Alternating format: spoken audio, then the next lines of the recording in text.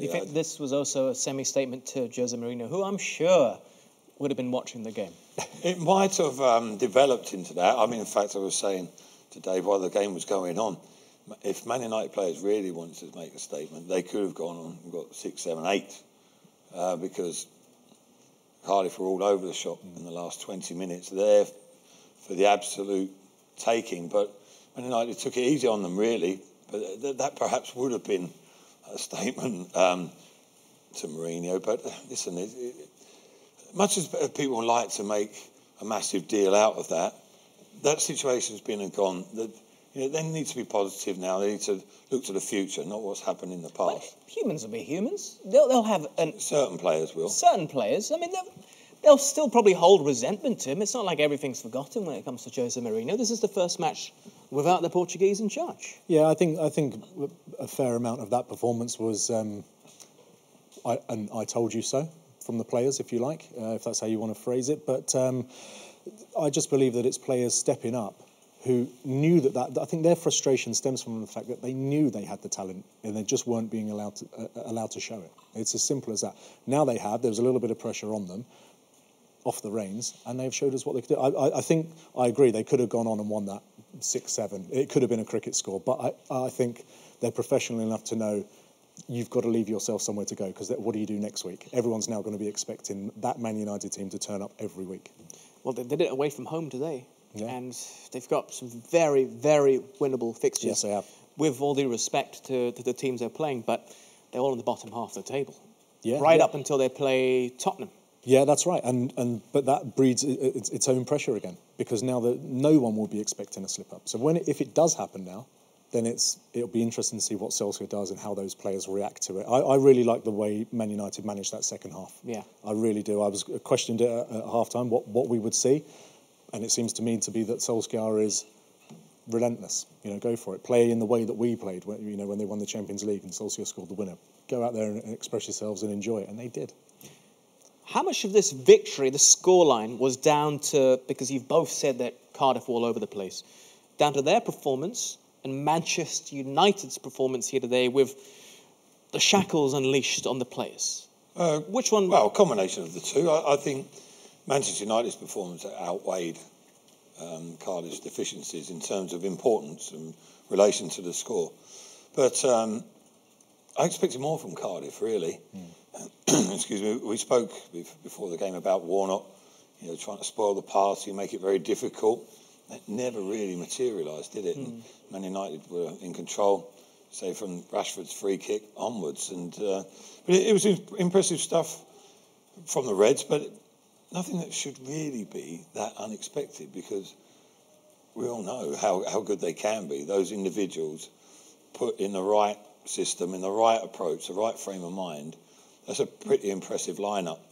Certain doubts about the defensive unit. They weren't fully tested. They'll have tougher nights than tonight. But that front six, and you've got Lukaku, who's not involved there as well, and Mata on the bench.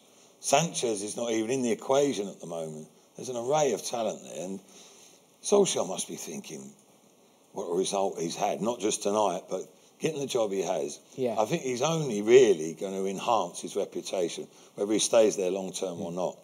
And the timing of the job for him is exceptional, and I think he'll go there, and not just the players enjoy it; he'll enjoy it himself. Do you think he can put his name into the hat for staying on long term, not just with the title interim manager, which he's going to have right up until the end of the season? It's too early to say, isn't it? But I'm sure that's... If they win 5-1 every year. Yeah, oh, exactly, yeah. It'll be in the back of his mind. I think... But what do you think? Do I think he's got an opportunity? Personally, I don't see why you have to be... Of course it helps in terms of experience if you've been around the block a little bit. But he's been... I've seen him quote himself that he's been involved in coaching stroke management for nigh on 10 years now. So he feels that he's probably on the road to developing, to be able to go into clubs, not necessarily like Manchester United, but of a certain stature and do well and have the confidence to do so. Okay, he's taken a leap, a level higher than he probably expected. But I'm one of those who doesn't see why you have to be a football, in brackets, guru, supposedly, or, this magical magician to go into clubs or have an array of trophies behind you. A lot of people understand football. Solskjaer's played at the highest level. He understands how it all operates, how to relate to those players. And if he gets the results, why not be in with a shout at least? I think I think that, unlikely as that seems. Yeah, look, I think I'd love to see him get it, to be honest. He's a legend there, and I'd like to see him do well. Like we said earlier, he's the nicest man in football, he really is. But I think the Manchester United board are very heady with, we are the world's biggest club, therefore we should have the world's biggest managers. 10% of them are listed, there's a share price to consider. They don't want to go into the unknown, really, so they've given him this short-term deal. I think they've already drawn up their shortlist. I think they probably already know who they're going to get, and but he won't be available until the end of the season, whoever that is. I think you're right. Yeah. But in football, we don't never say never. Can they afford to take a punt on someone who, well, okay, he's managed over in Norway, but their league in terms of FIFA coefficient is on par with Kazakhstan? Yeah. And he failed at Cardiff. Yeah, exactly. On the face of it, you wouldn't install him now as permanent manager, but... Can they take the risk? Well, they failed with Moyes. Well, if they do well to the end of the season, for argument's sake, they qualify. It would take something drastic. He'd have to at least qualify for the Champions League, probably, which looks decidedly unlikely at the moment. But if that was to occur, then it's not so much of a gamble, is it? The proof's in the pudding. He's turned things round, if that proves to be the case. But I wouldn't totally discount it. That's what I'm saying. Dave's probably right. Because it's the brand as well, isn't it? It's the club across the world, global corporation.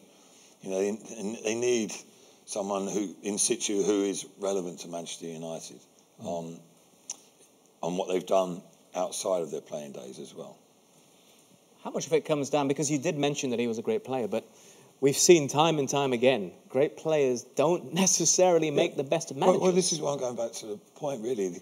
People still fall for that idealism that, he's a great player, he'll do well as a manager. I mean, they probably will do fine, but the likes of Steven Gerrard, Frank Lampard, although they're probably doing it in the right stages of development, but it doesn't necessarily follow at all, and it's been proven time and time again. And I don't know, if people are brave enough, we'll have to wait and see how it develops. But what I'm trying to say is, I don't think you have to have a massive global profile to go and do a good job. Solskjaer could well fit the bill.